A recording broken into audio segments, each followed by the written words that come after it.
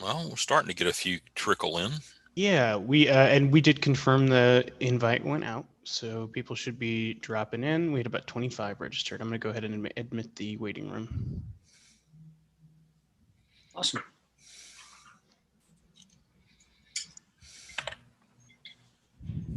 All right, people are connecting to audio.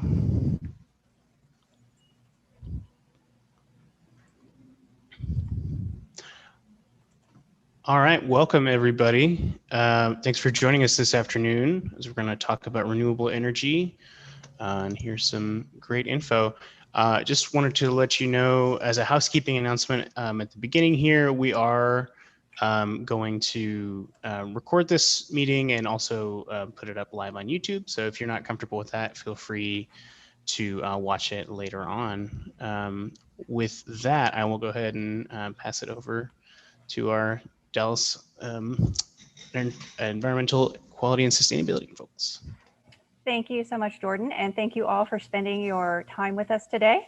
I am going to start off with a quick introduction about this series and the Department of Environmental Quality and Sustainability, and then we're going to get to the good stuff, so I promise I won't take too long. So my name is Helen Dulac, and I am with Dallas Environmental Quality and Sustainability, and I am so excited to be partnering with the Dallas Public Library on our Thursday Earth Day Every Day series. Join us every Thursday at noon through the end of the year to hear different green and environmental tips, tricks, and topics. I just want to talk briefly about my department because you've probably never heard of it. We were actually formed in 2004, but back then we were called the Office of Environmental Quality. We worked really hard for 4 years to help Dallas become the first city in the United States to achieve ISO 14001 standard. And what that means is we looked at our operations across 14 different departments to see how we could do those with less of an environmental impact, all the way from the vehicles and equipment that we use to the paper we put in our copy machine. And what's remarkable about this is Dallas was the first city in the US to achieve this. It wasn't a city in California. It wasn't a city in Colorado. It wasn't Austin. It was Dallas. So Dallas actually has a history of being green, and we're just trying to go greener. Let's fast forward 10 years where a lot of changes happened to my department. We became the Office of Environmental Quality and Sustainability because there was a reorganization in the city and some more environmental groups joined in with our department. And also that year, because of that restructuring, we formed a combined and expanded outreach and engagement team that I am a proud member of. Let's fast forward to 2019, and Mayor Johnson established the first committee focusing on the environment. It's called Environment and Sustainability Committee. They meet Monday mornings, and you can watch those meetings. And that's a great way to keep track of some of the different environmental operations happening across the city, not just in my department. In 2020 was another historic year. If you have heard of my department, it's probably because we helped get the first Dallas Comprehensive Environmental and Climate Action Plan adopted by the Dallas City Council. This is our roadmap for the next 30 years of how we're going to improve the environment and mitigate climate change here in Dallas. And what's also remarkable about this is that Dallas is one of the few inland cities that has a climate action plan, and we're also one of the few cities that has adopted one formally. So I mentioned that our department expanded in size. So what you see in green are the new groups that joined us in 2018. And I want to touch on one of those just for a moment, and that is stormwater management. So depending on where you're tuning in from, it looks like it's about to rain. And so stormwater has to do with rainwater, the water that leaves your property or flows across the ground into the street, all the way down to those big gutters at the end of the street. Those are called storm drain inlets, and they're there to help remove the rainwater so that the streets don't flood. Now, this also includes water from your lawn sprinklers or if you're running a hose or anything like that. Now, those storm drains work so well that that water is removed so quickly into a nearby creek or stream that it is not cleaned and it's not treated. So if that stormwater picks up any pollution along the way, it can actually enter into our surface waters. So if it picks up litter, if it picks up bacteria from pet waste, lawn clippings, chemicals that you might have put on your yard, that's how a lot of those pollutants get into our creeks, lakes, and eventually the Trinity River. So please be mindful about what you're doing outside. Be careful, pick up litter, pick up after your pets, and that way we can all have clean water. And I mentioned I am a member of the Outreach and Engagement team, and we want to empower Dallas to save the earth. And we do that by doing virtual presentations like this, also when we're allowed in person. We can present for free to HOAs, local clubs, and organizations if you're in the Dallas area. We also have a lot of materials for children all the way from K to college, and we can do activities, events, and seminars. And speaking of seminars, we have a really big one coming up on November 7th. It's the 26th WaterWise Landscape Tour. Visit SaveDallasWater.com for details on that. And also, if you have a WaterWise landscape and you are a Dallas resident, please go to that website and enter your landscape so it can be an inspiration stop on this year's virtual tour. Now, if you invite us to speak to your club, organization, HOA, we can talk about different environmental topics ranging from A to Z, all the way from air quality to zero waste. Now, if you want to reach out to us, you want to invite us to speak, please visit our website, greendallas.net, for more information and to submit an event request form. If you ever have any questions for me or anybody on my team, all you have to do is send an email to greendallas@dallascityhall.com. And please, please follow us on social media. We are Green Dallas TX on Facebook and at Green Dallas on Twitter and Instagram.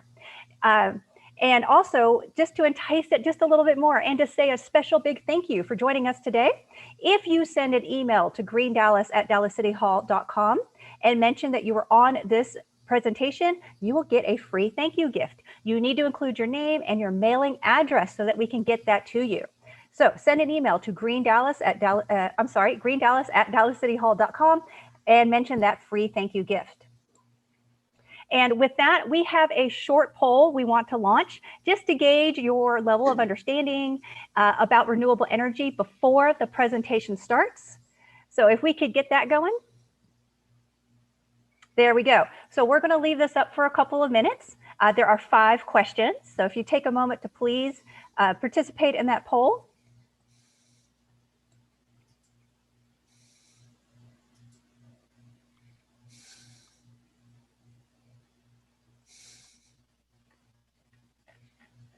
And now I'm going to ask my coworker, Kevin Overton, to introduce our guest speaker today. All right, Helen, thank you very much. I am Kevin Overton. I'm a senior environmental coordinator with the Office of Environmental Quality and Sustainability, and this is the 3rd in our Earth Day Everyday series, and we are very fortunate to have with us today. Sorry, hang on just a second. I am struggling with some technical issues here.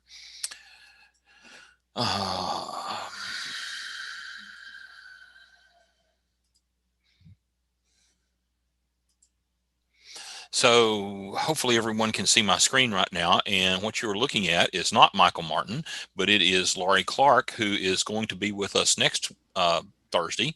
And so Laurie Kevin, unfortunately, we cannot see your screen. You cannot see the screen. It must be the other screen. I know you probably have about 12 screens there. I probably have about 12 screens open. Let's try this again. Share screen. And while we're waiting for Kevin, please participate in our poll. Oh, Kevin, I'm starting to see some stuff. No. There we go. That's good. And can you see the entire screen? Can you see Laurie's picture? We actually see your presion view. Okay. Presenter view. Let's back out of this again. Start over very quickly. It was working earlier. Oh, well, that's the case. You know, everything works before you actually need it. It was working before we started this. Then you share. You can try that swap displays button on the top. How about now? We're still seeing your presenter view. Still seeing the presenter view. All right, so let's stop share. Share screen.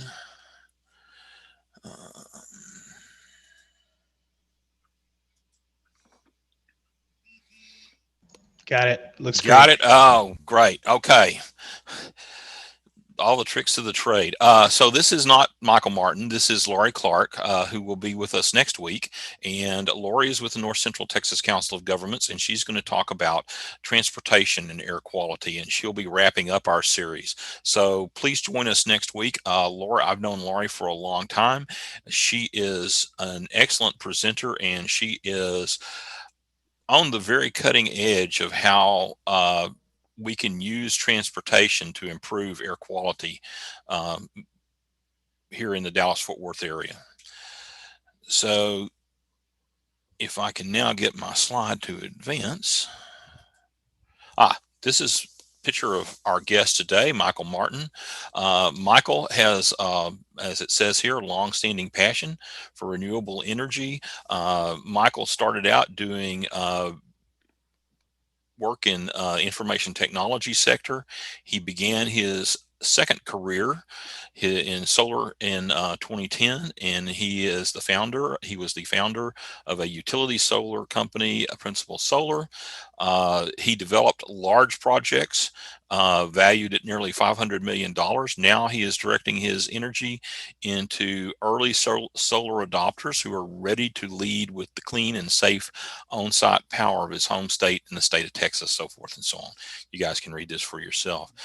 Just to kind of start the discussion off, today's topic is renewable energy, and when we think of renewable energy in Texas, we primarily think of two different forms. We think of wind energy in the photo on the left, and solar energy in the photo on the right. Both of these are what we call large scale renewable energy products. It takes a lot of land. The solar arrays and the wind farms can cover large areas. They only work if you have high voltage transmission to be able to get the energy to the markets. But solar also has another aspect. Solar can be used on rooftops. This is the photo on the left is a solar array on the new Vickery Meadows library that the city of Dallas is building. It should be open fairly soon. And as you can see, that's a fairly decent size solar array. And I'm not sure how much of the energy that it will provide for that building, but it will be a substantial amount. And then, of course, the other form of solar is rooftop solar that a lot of people have on their homes. Recently, the North Texas Renewable Energy Group did their solar tour and highlighted some of the homes in the area that have that. So without further ado, I'm going to turn it over to Michael and let him get started on his presentation. Excellent. Thanks, everybody. As Kevin said, I'm Michael Martin, and I'm going to grab the sharing myself now. And I'm a native Dallasite, so I've been around here a long time and have had a lot of care and engagement for our city for a very long time. And so it looks by the poll, by the way, that you folks out there have got some good knowledge about solar in particular and renewables. So that's encouraging to see. And what Helen talked about was encouraging as well about, the city's track record. And so that is true. And that is important in terms of setting the standard and setting the stage for what the rest of us in the private sector, not the public sector, can and need to do. And so it's great to have that leadership from our city, because there is a whole lot that we as homeowners and residents and citizens can do. And there's also a whole lot we can do as business people. And that's kind of my world that I'll explain. So we need to follow the city's good lead there and do more sooner, bigger, because, let's face it, the air and water, for instance, around here, speaking of stormwater that Helen was talking about earlier, these things can be a lot better than they are today, and it's up to us. So either we want to do what we can at individual and organizational levels to improve our city for quality of life, or we don't. It's pretty simple, because we got the tools and abilities. It's not like we've got to go invent things and figure things out. So there's my native Dallasite intro statement, and I'm really pleased to be here to talk about renewables. I am going to focus on solar because, as Kevin mentioned, I do have a solar business here locally called Solar Advisory, and that works principally with commercial entities about the value proposition of solar on a commercial rooftop, and and the way in which we can get that done. So, and we'll have time at the end of this for any Q&A if you know that's part of the program here by the library folks, and I'm really glad they're doing this every week. All right, well, let's go ahead and jump in, and again, maybe we have an intelligent crew here who knows something about solar, but I think it's always good to start this way anyway, because you never know who's participating. And just some real basics about solar, because it is really simple. And, you know, most renewable energies are pretty simple, and that's what's good about them. It makes them safer. It makes them lower cost. It, you know, of course, is part of the renewable element of solar and wind. For instance, the fact that, as it shows here, when the sun shines and hits a solar module or a solar panel, as they're called either way, those photons that are coming down from the sun are converted into voltage. So this is why you get that expression that you may have heard of, and you're not sure what it is. Photovoltaic, or PV, is the quick nomenclature for it. So anyway, it's and then beyond that, there's other technology that, you know, ties multiple panels together to form an array. And then, of course, there's technology that connects them into your building. And then for any power that's produced beyond that, technology that puts it through your meter into the grid so that those electrons and that power can be used elsewhere if you're overproducing. So it's a really exciting kind of technology that is very flexible and dynamic in the way it works for the site where it's located, as well as potentially serving beyond its own four walls, so to speak.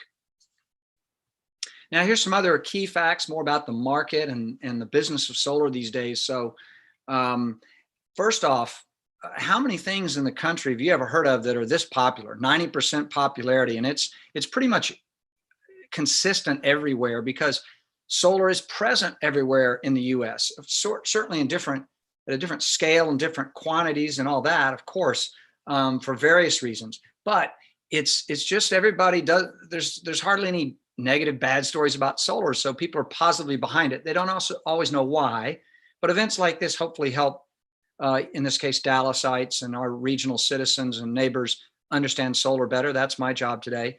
And then hopefully there'll be action that comes from that to, if it's popular, let's do more of it. The next point is that, and this ties into one of the questions on the poll, is it affordable? And this is what's happened just since I've been in the solar business, and it's even closer to 70% now. So solar in the last decade has come down 70% in terms of its total cost for a particular site, a user, a customer, whatever. And it continues to do that. So it's not unlike, you know, these devices, better, faster, cheaper, because solar is a technology that has some of those inherent capabilities of getting better and less expensive on an annual basis. So that's exciting. And then here's what's also super important is, if you're a homeowner, a business owner, or if you have hundreds or thousands of acres or square miles in West Texas, or where I did some work in North Carolina where you want to put solar, it doesn't matter what the scale is.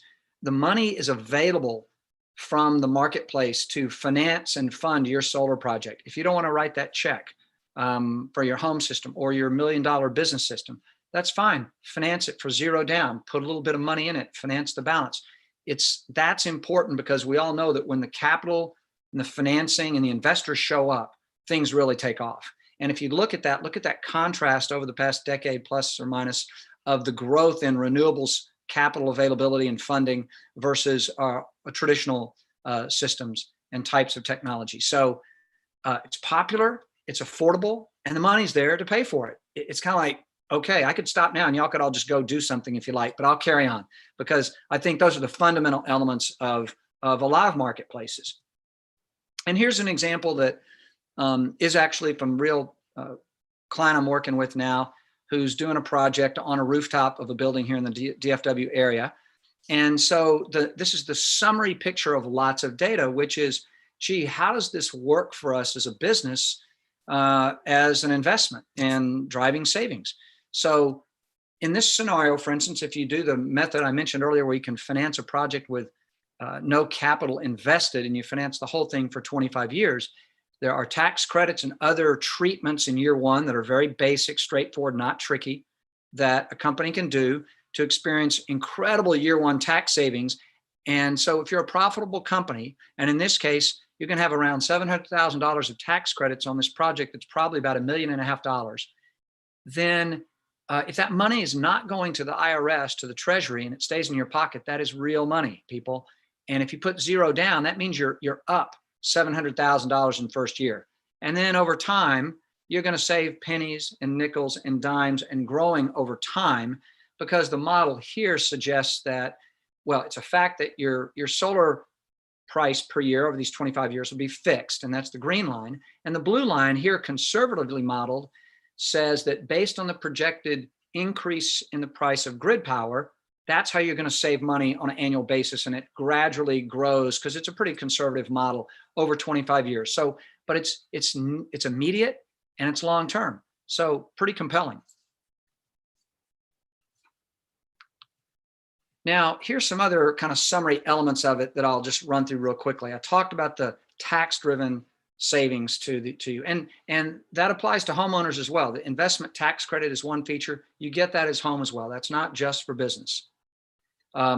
You get to control and significantly, or perhaps most of your power costs forever, because once you're going to go solar, this stuff lasts for decades.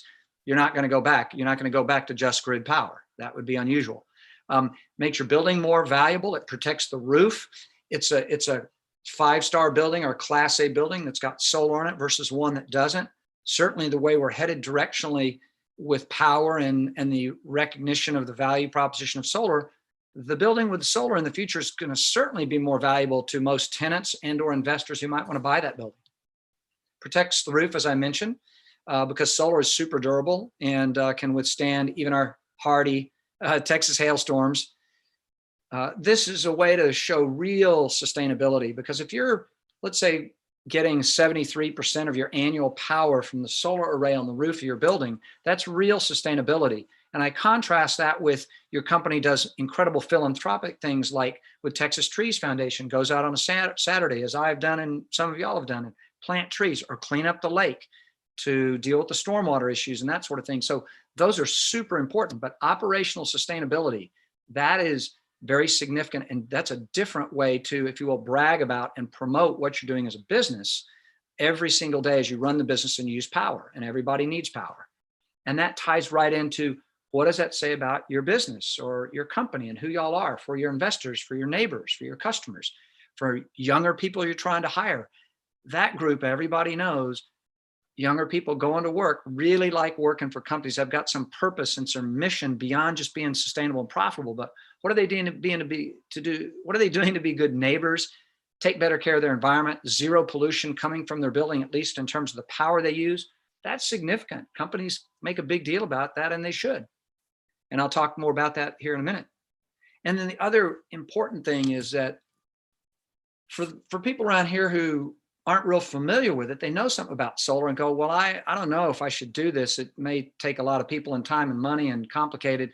It's really none of those things. And it goes on your roof, so it doesn't disrupt your business. It doesn't disrupt what's going on at your home if you're doing a home project. And it gets done quickly and, pretty much on time. Once you get the permit from the city and all that, you got your materials, solar goes up in a matter of days, maybe a few weeks if it's a really big commercial project, but it's quick, it's done, and it starts to deliver value. So that's a huge element of this that it's important for people to take away. And around here, here's some attributes of the kind of commercial property, so you can envision in your mind what I'm talking about. The companies may choose to do this because of these acronyms. I'm sorry to use them, but there's too many words to squeeze in here around corporate social responsibility or environmental social governance, socially responsible investing, whatever the reason is, and whatever drives their sustainability or environmental initiatives. If you're going to put solar on the roof, you got to own the building. Solar is far more effective if it's on a building that isn't, like downtown Bank of America Tower, 80 stories. You could put solar on the roof of it perhaps, but that's way too much, square footage below it. You don't have a big enough footprint, if you will. So that's why I'm giving you metrics here to give you a sense of this. And you can imagine, if you know DFW much, there's so many buildings that are 1 to 3 stories of this size all over the place, commercial and industrial, church campuses, school campuses. I mean, there's loads of entities. And I mentioned profitable businesses only because of the way in which they can take care of the tax credits. And then there's the leaders and innovators, which that's, it's kind of new in our market. So it's important to share that, that not everybody wants to go early or first. And finally, well, to my point there, go first and move early. And the brand value I spoke of earlier, this is only going to enhance your brand. That is for sure. Now, here's a really interesting metric. And this is kind of backing up and looking at a bigger global picture now and a bigger renewable story. And that is, how do wind and solar stack up versus coal? Because it seems to get all the talk, and it's a global fuel that's used in so many parts of the world. So here's the US story, and there's a lot of detail here. And this is a great site called carbontracker.org. I recommend anyone go see. And the point here is that to either build a new solar plant is far more economical than a coal plant. And in most cases, it's cheaper to build and implement a new solar or wind project than it is to even run an existing coal project. So think about that. It would make more sense to build a brand new wind or solar facility or facilities to offset and more efficiently and provide more value, and the reliability is there in these renewables, than it would to keep running this well-established, well-functioning coal plant. But again, it's certainly not clean. Nobody wants those in their backyard, and that stuff gets more expensive over time. So that shocks a lot of people to know that that is the case. And what else Carbon Tracker does is track this worldwide. So these other images show you in Indian subcontinent, China and Southeast Asia, and Western and Europe. So this is a worldwide, and it's super close. So when you drill into all these, you'll see almost everywhere on the planet, if not already in a handful of years, wind and solar are absolutely hands down the way to go versus coal. And even it justifies retiring coal plants so that you can stop those polluting sources, because it's financially a better decision. And that means it's better for the community in many ways, healthcare wise, cost of power wise, resilience, reliability wise. So this is really significant. And this is today, this is real and happening now. And that leads into this next section of my talk about, it's been going on, and brand names like you see here of Target and Walmart and Apple and Google and Facebook. These entities are all doing this, and they're doing it for multiple reasons. A lot of them that I touched on in an earlier slide, which is it definitely economically makes sense for them.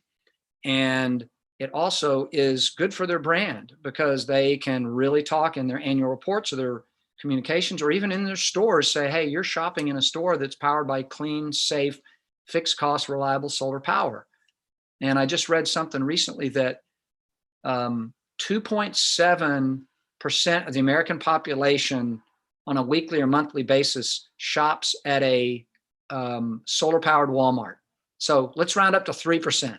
3% of Americans do shop, and probably don't know it because solar's up there and hides out, are buying product in a store that's powered by solar power. And you may be going around your town. In DFW, I'll let you know that Target has solar on most all of their stores. Whole Foods has it on most all their stores here. IKEA has. So these big brands, and Toyota has done that, have all done this. And what's important about that is all these companies, and here's a longer list of them here, and here's kind of the top 10 in the US, they've taken all the risk out. They've proven that this is a smart business decision. And that also means it can be a smart personal and residential and home decision. So these folks have done it because it makes financial sense. They've taken the risk out. They've helped grow the market, and they're all expanding this every year. So that's the fun thing about it. This isn't something that happened and now they're just riding it. It's growing and growing and growing right now. And as it says here, the Solar Trade Association has an annual Solar Means Business Report. This is last year's number. It just came out this week, the new one, and it's very similar. It's these brand name companies are leading the way and showing us all how to do this. So to me, that's very inspiring and motivating. And again, the value proposition is compelling, and it's quantitative, measured on a spreadsheet, on the financials, to your shareholders and whatnot, and qualitative. Tell your community, tell your local government, tell new hires that you're interviewing, tell your customers. Great for the brand. Everybody wins. And here's some other big high-level figures about the U.S. And I think the enough power, homes powered in America, it's probably 15 million now, American home equivalent being powered by solar. 250,000 folks employed in the solar industry. That's an important number because, our recovery is going to be coming from this. There is a big push and lots of talk and polls support from our citizenry that we want our legislators to invest and create opportunity to really accelerate the clean energy sector. This is the time to do it as we're coming out of this difficult economic time. The opportunity to create local projects with local revenue, local taxes, and most importantly, perhaps local labor is huge. We've probably lost a little bit this year, but the industry was growing dramatically with its annual increases in employment, faster than almost any other major sector in the country.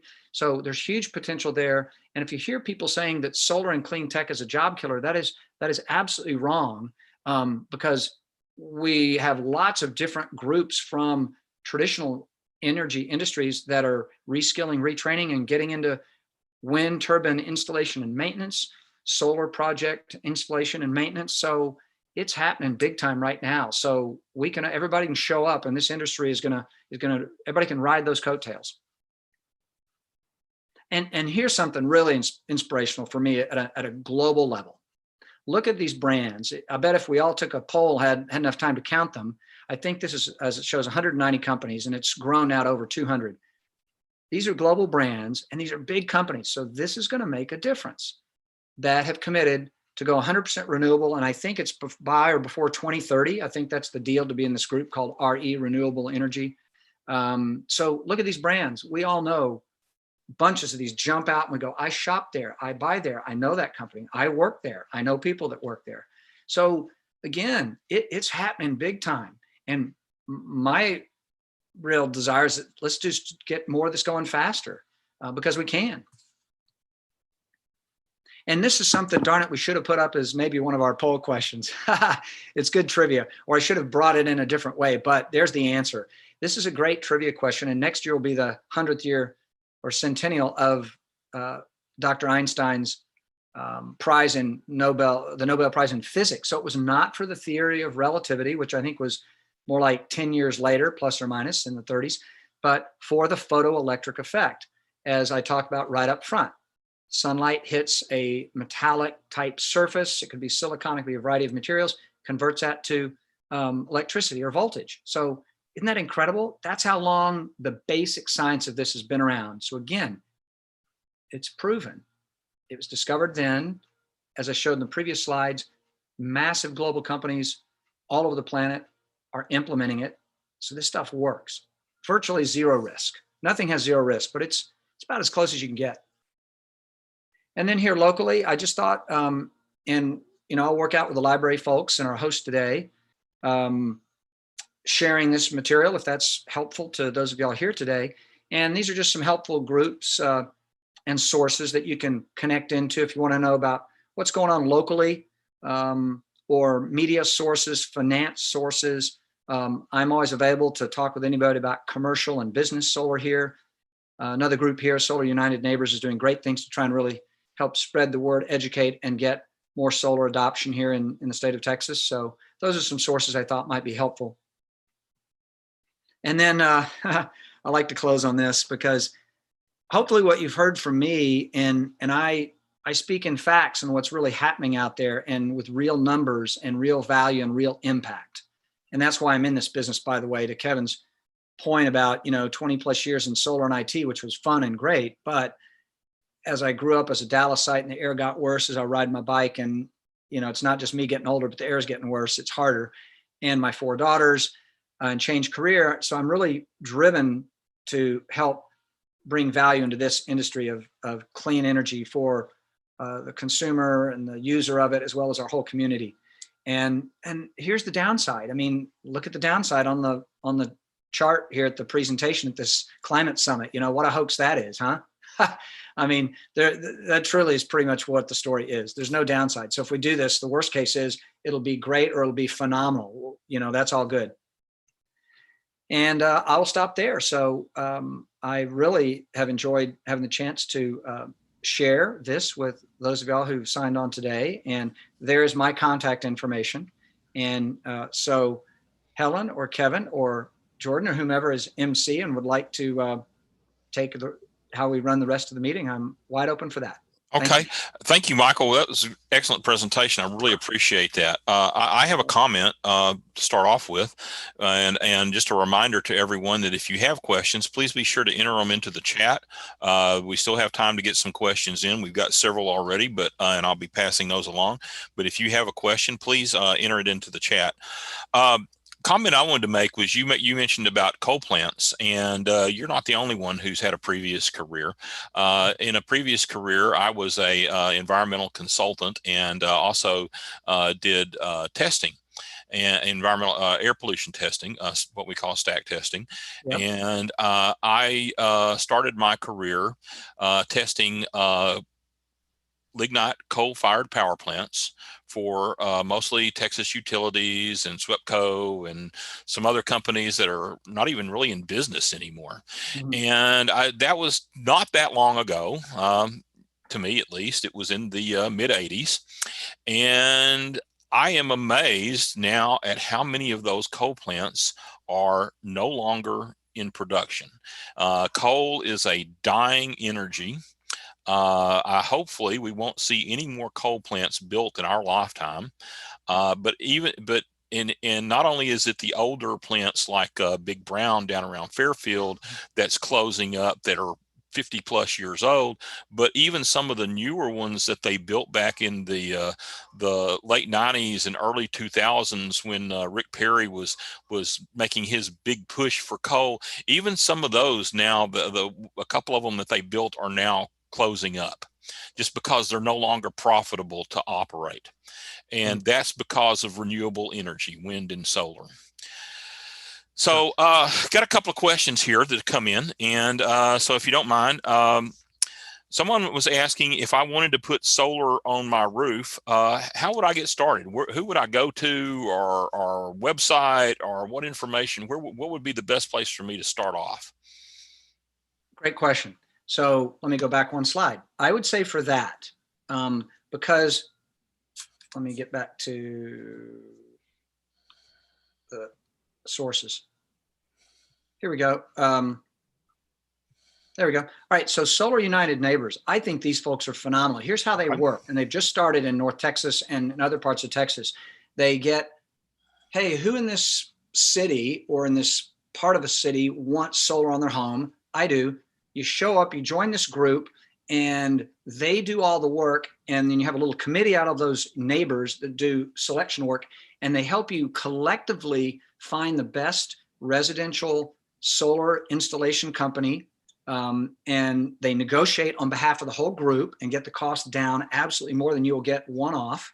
And then you can, if you choose to, then move ahead and get your own solar project. And it'll be pre-negotiated in terms of cost and who's going to do it, because those choices are made by the group, which have to be at least 30 homeowners. So that is, I think, a great way to do it, because then you're with a group of people, all the bases get covered, and it's going to have less risk, and you're not going to worry about making any bad decision. So now you can just go, search online. There's a bunch of, companies in Texas, either based here or based in other parts of Texas, that do residential solar. But I personally think Solar United Neighbors is the way to go to get yourself educated, understand their process, and get your implementation done probably cheaper and based on the collective decision-making of a group of people you'll join with. That's great information. Now I have a follow-up question to that you kind of touched on this, but I think it kind of begs the question. If I put solar panels on I'm paraphrasing here. If I put solar panels on my roof, will it make my house more valuable? Well, I'd say over time, I'm confident to say over time, absolutely. Would I say in 6 months, a year, or immediately? No, not here. Now, if you're in California or in the Northeast or Colorado or Germany or Spain or other parts of the world where solar is viewed as absolutely a value-added element or asset or feature to a home. It is absolutely not here in North Texas yet. I guarantee you. Now, individually it is, but as a community and a market, it is not here yet. But I would argue that if you put it on now and your time horizon is at least 5 years, in 5 years, my guess is you got a nice house that's otherwise competitive with whatever somebody's looking for, and you got your own fixed cost solar plant, and you can talk about, hey, here's what it's done for us for 5 years. Man, unless the other house is really what they want, yeah, I think you're going to attract more buyers. And if that's value only matters if you're selling. It also does not, by the way, add to the value of your house for taxable purposes. So that's important to know. It might make it more valuable to sell it and in the market, but it doesn't make you have to pay more taxes. So important for you to know. I'm glad you answered that, because that was actually the follow-up to that was Right. If it would raise the property taxes. So No. that's good to know that it doesn't. Right. Now I kind of have a question of my own, and this is kind of a technical question, and you may not know this, but I'm kind of curious.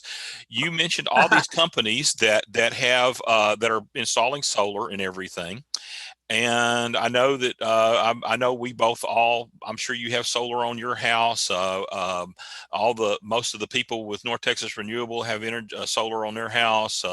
My boss has solar on her house. Do you have any numbers on how much electricity is generated by solar in Dallas or North Texas? Wow. What's the capacity? Where are we at with the capacity? Great question.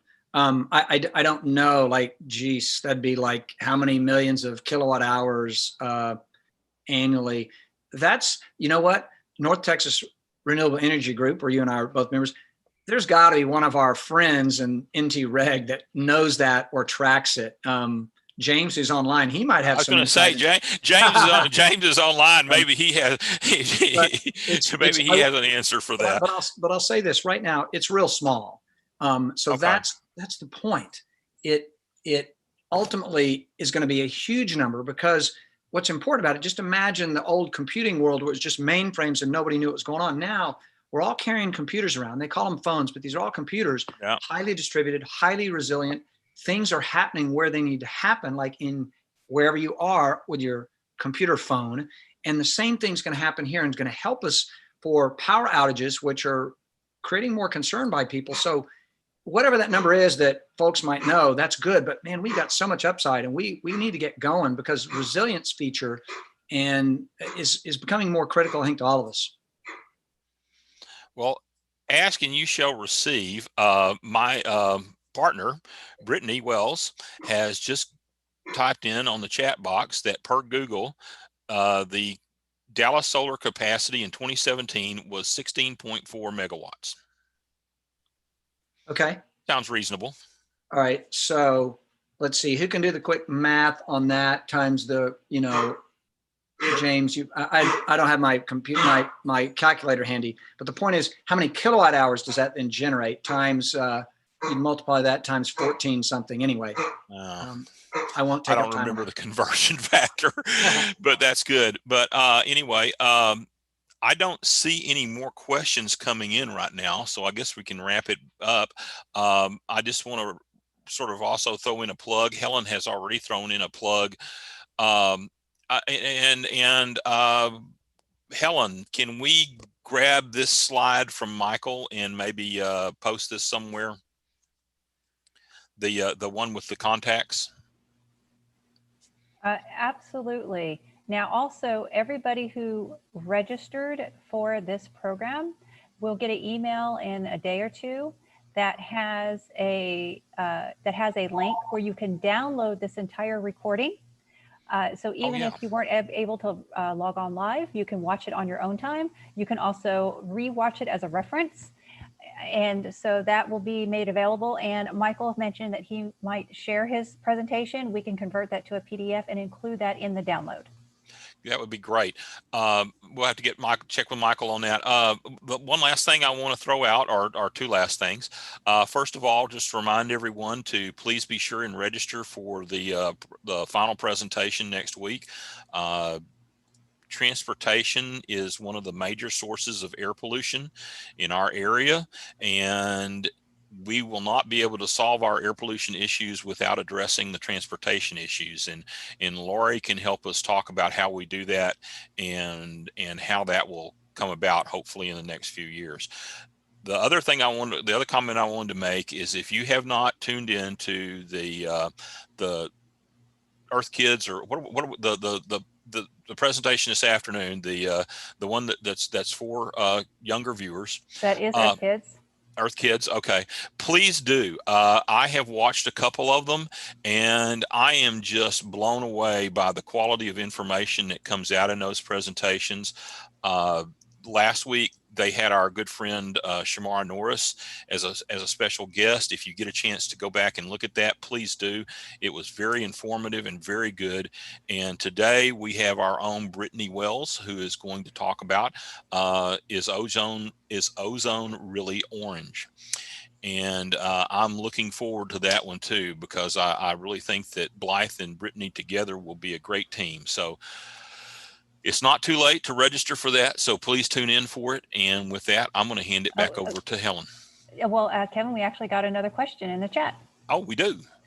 And also, James was kind enough to make the conversion. Ah, okay. I should have been watching the chat. So the rough conversion is about 1,450 kilowatt hours per year DC, and that's important that it's DC, not AC, but that's a good amount of electricity. No, that's the metric times. Yeah. Anyway, that's good.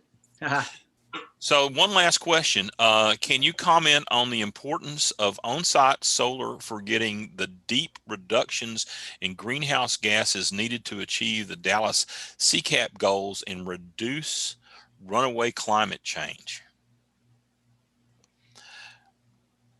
Say Michael, again. Say again. What was the desired metric there?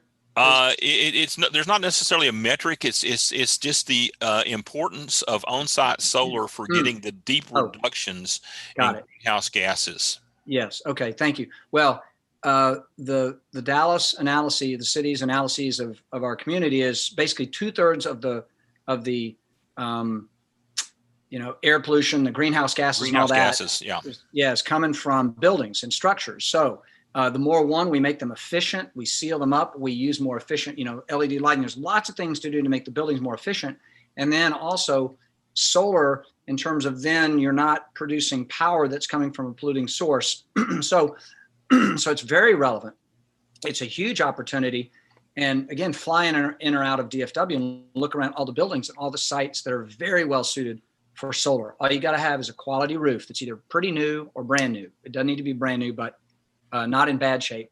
And so the other thing that, Kevin, you already mentioned, is then the transportation topic. I think next week is also, there's the other biggie, is all the cars and that pollution. So those are the two biggies that we've got to tackle. And so we can. That's my whole point. We've got the technologies, the numbers work. So business or home owners, you can do it now if you want to. You're not going to feel like you've made a bad decision or a super expensive decision. It's going to work out well for you. There's a lot of parallels between air pollution and greenhouse gases, but one of the things with air pollution is the impacts are usually where the air pollution is generated. And so the ozone issue we have here in Dallas we think is caused by the emissions from cars and trucks and vehicles. However, our greenhouse gas footprint goes way beyond Dallas city limits. It goes to all those power plants in East Texas and Southeast Texas that are generating power by coal or natural gas, which is better than coal, but still puts out a lot of natural gas. So all the electricity that we can produce from wind and solar take away greenhouse gases. That they give us a real advantage. And without doing some fairly complex calculations, I don't think I would want to go into any specific numbers, but just to say that it is extremely important that we make a transition to renewable energy. And the biggest thing that we can do right here in the Dallas community, and I think Michael will agree with me, is the transition to solar. That small scale wind just really doesn't work very practically. And besides that, our winds are not consistent enough here in this area to really have a successful wind energy. You got to go out to West Texas or down to the coast where the winds blow all the time. So the best thing, solar is really the key for what we do here, and that's why your talk today was so important to us. And thank you again. Thank you very much. You're welcome, and I'm about to give you the answer to what. There's the number of kilowatt hours. The metric that James provided, 1450. You have to multiply by then the total power being produced, or the power capacity. So there it is, 23 million kilowatt hours a year, I believe, is the number to answer that question. We can debate it later, James, if I'm incorrect, but I believe that's your number. That's a good number. There you go. Okay. There you go. 23 million kilowatt hours. That's a lot of power.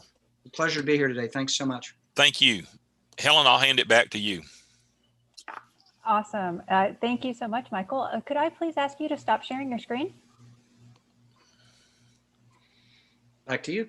All right. Thank you so much. I want to thank everybody for spending their hour with us today. And if you have a second to please comment on our feedback poll to help us create better programming in the future.